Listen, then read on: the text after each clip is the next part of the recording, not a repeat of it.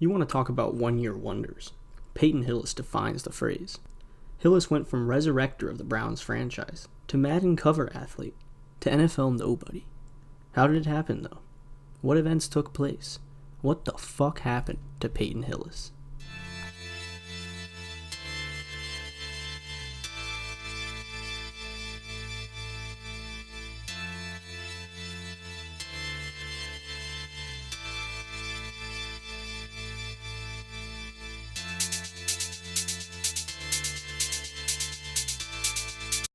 Born January 21st in 1986, in Conway, Arkansas, Hillis grew up in his hometown, eventually attending Conway High School.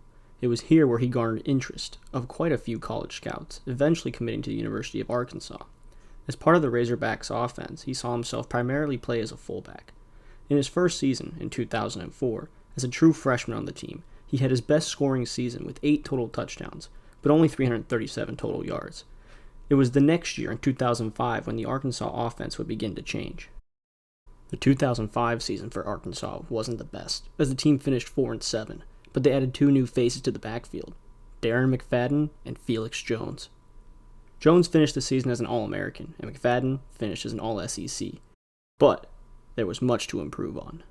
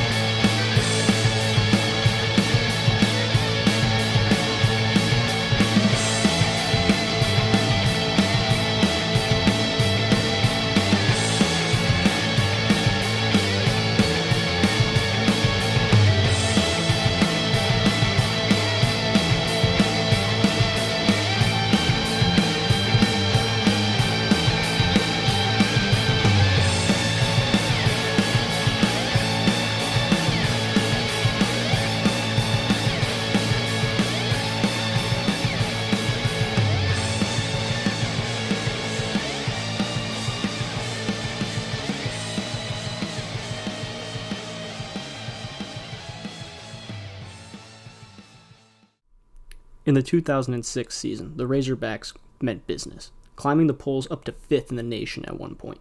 They ended up winning the SEC West and going to the conference championship, and inevitably losing. But it was on the backs of their 3 guys in the backfield that helped them to do it. McFadden was the primary back, getting most of the reps, but Jones was an excellent complement to him, and Hillis was the main blocker to bolster the run game. Although Hillis was a huge support to their success, his work would be overlooked, as his teammates seemed to reap all the glory. In the 2008 draft, McFadden and Jones ended up going 4th and 22nd overall because of this. Hillis, however, fell all the way to pick 227 in the 7th round to the Denver Broncos. It made sense, though, as most teams are not willing to risk a pick on a fullback sharing the backfield with 2 of the best running backs in the class. Throughout his time in Denver, however, there seemed to be an opportunity for Hillis to get a chance to come out and show the Broncos what he could do. Throughout the season, the Broncos ended up having a ton of injuries to their running back core, and Hillis was sent in to be the main guy.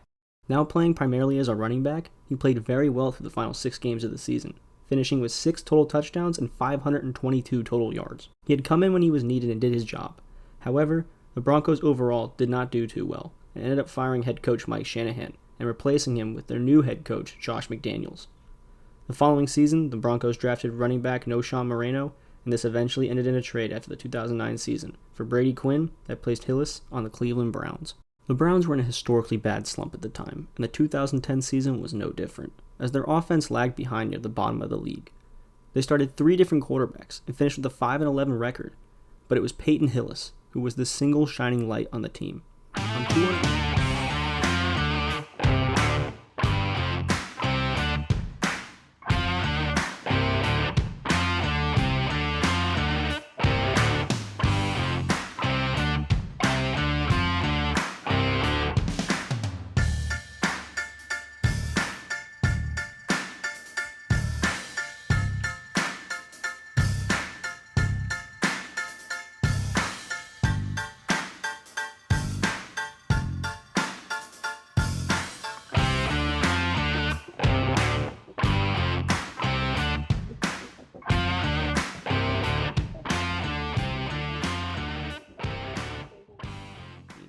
On 270 carries, he racked up 1,177 rushing yards and 11 rushing touchdowns, complemented by his 477 receiving yards for 2 touchdowns. He was the only memorable piece of the offense, helping his team to get wins over the Saints and the Patriots that season. It was such a good season, in fact, that this led to him becoming the cover athlete for Madden 12. In the most bizarre fan vote ever, Peyton Hillis edged out Michael Vick to become the new face of the Madden NFL franchise. So with that being said, Hillis should have went on to become a Browns legend, right? Not even remotely close. Following the amazing 2010 season he had, Hillis wanted to get paid. He thought his efforts in the previous season warranted him a new contract, and I think he was kind of right. But the Browns refused to negotiate for a larger salary. Then in Week 3, Hillis sat out a game due to strep throat. He came back the next week only to injure his hamstring and sit out the following week. Hillis was clearly refusing to play in order to get paid, and it was hurting his team chemistry as well as his relationships with coaches and fans. Finally, at the end of the season, Hillis was let go. He'd only rushed for 587 yards in 10 games. Add on his only 3 touchdowns on the season, and it was clear to see Hillis was not the same man from 2010.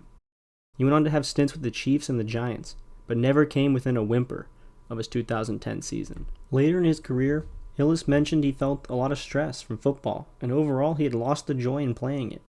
As a retired player, he now owns a towing company in Arkansas, where he spends time with his wife and son. He was also in a horror movie called The Hunting that came out in 2020, so the former cover athlete is still doing well.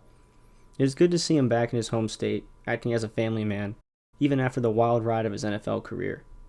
But that is what the fuck happened to Peyton Hillis.